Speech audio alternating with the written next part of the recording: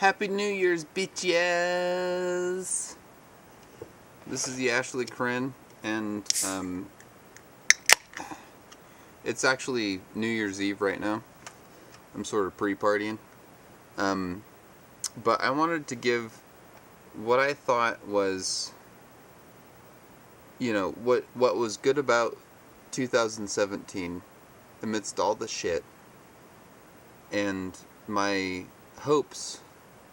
I won't say predictions, because unlike some people, I don't have psychic abilities, because they don't exist. I'm going to give my hopes for 2018. Now, hold on. I gotta put my bracelet on. I'm bereft. I'm bereft at this point. There we go. So, in 2017, a whole bunch of shit came down. I'm not gonna fucking go on with the bad list because that would take for my entire time.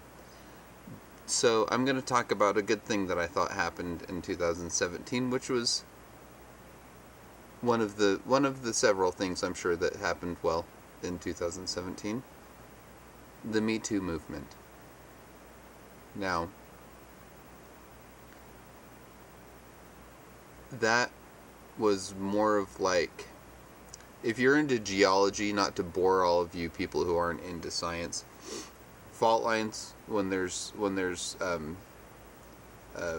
continental plates rubbing up against each other, and they're sort of like fucking that, and it's like earthquake.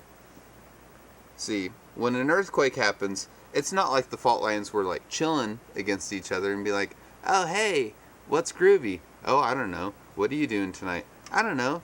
Just hanging out, doing yoga. Doing hot yoga? Oh, I don't know. I only do cold yoga. It doesn't fucking happen like that. It's tension that's built up over time, and it just fucking moves against it, and it fucking moves against it. Hence earthquake. Hence tsunami. And so, did you like all that shit that I do with my hands? It fucking hurt my hands. I fucking hope you people are happy. Are you not entertained? But the Me Too movement is so good. I mean, see, the thing is, it's like a phoenix rising from the ashes. It's all the things that led up to the Me Too movement are fucking disgusting and diabolical and cannot be entertained in polite society or any sort of civil society. You know what I mean? I mean, I say fuck, shit, cunt all the fucking time, dude. I fucking grab my balls and shit like that. But sexually assaulting anybody, or sexually harassing anyone, or sexually intimidating anyone. See, that's one thing that people don't talk about a whole lot, is sexual intimidation. And that sort of falls into the umbrella of sexual harassment, but, intimidating someone. And it fucking makes me sick.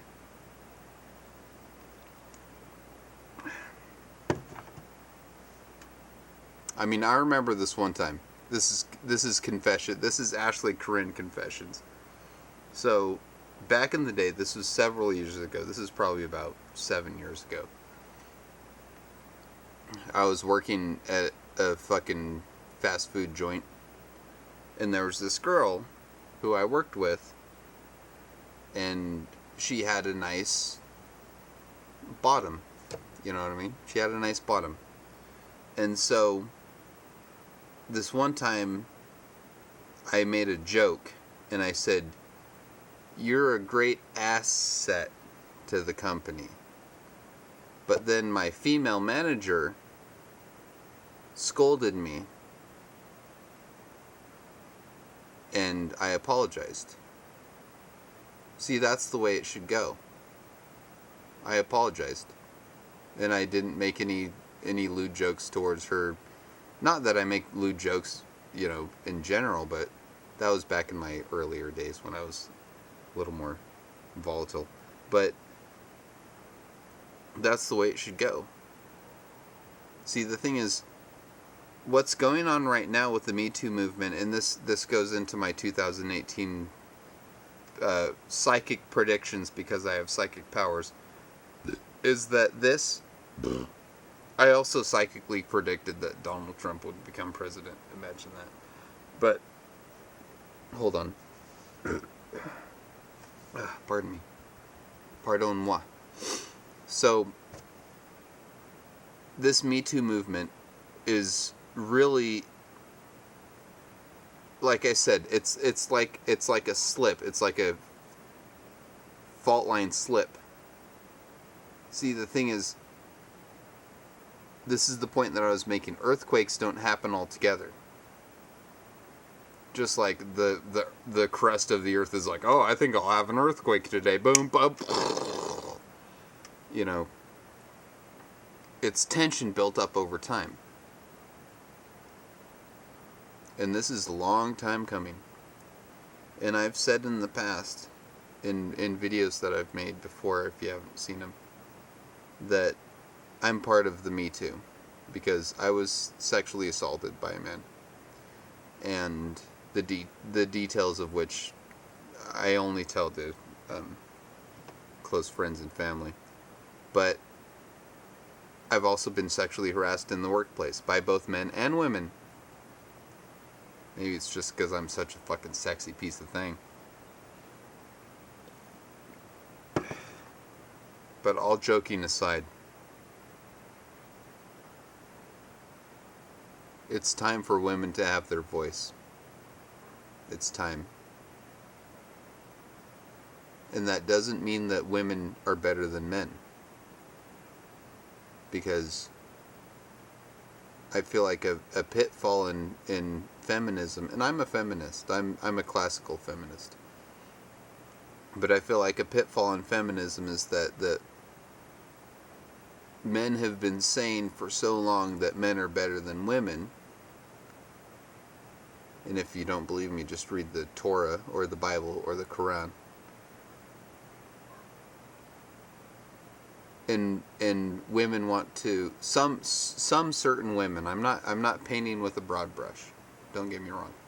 Some certain women want to reverse it and say that women are better than men.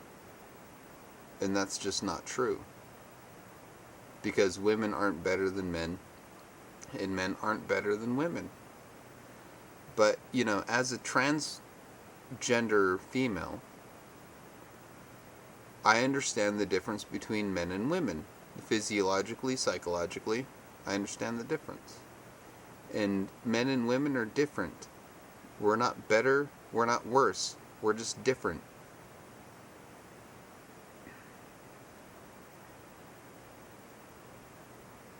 And, you know, my hopes and dare say predictions for 2018 is that this Me Too movement is really going to cause a sweep. And a lot of, you know, behavior that was considered quote unquote locker room talk and fucking bros being bros and shit like that and fucking boys being boys and all that crap. You know, it's just not going to fly anymore because women actually have a voice now. You know what I mean?